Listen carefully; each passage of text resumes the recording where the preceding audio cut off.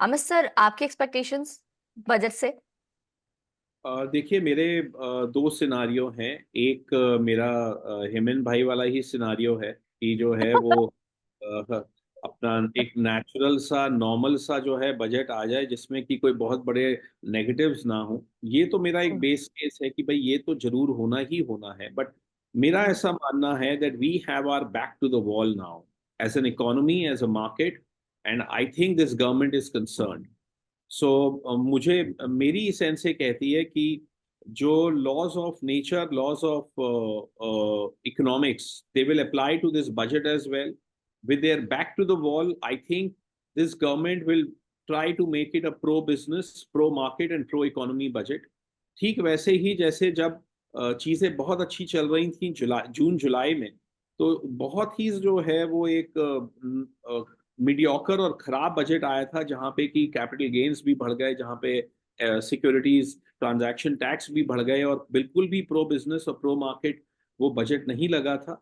मेरा सस्पिशन है कि based on what has happened in the economy in the last 6 months, GDP growth rate इतना गिर गया है, हमारे फॉरेन एक्सचेंज रिजर्व्स ब्लीड कर रहे हैं, rupee is under pressure, so we need to attract FII investment, we need to attract FDI investment, we need to boost manufacturing, we need to boost employment, we need to boost our GDP growth।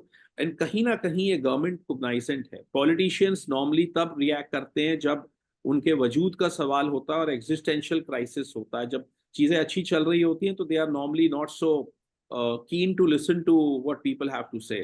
सो मेरी sense ये कहती है कि they will be more sensitive this time.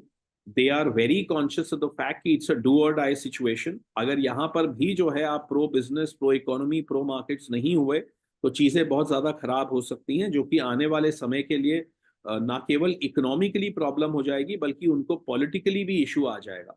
So considering all this, my suspicion is that it is going to be a favorable budget, and there are going to be steps to attract FDI and FII investment in the country, which means it will be a pro market, pro economy, and a pro business budget. So that's my, you can say that's my best case scenario, but I just have a feeling that we will gravitate towards that outcome rather than just being a very mediocre or just a negative budget. But yes, my base case is that at least it's going to be a normal budget without any additional business taxes or without any additional capital gain taxes. But I just have a feeling it could be more favorable than that.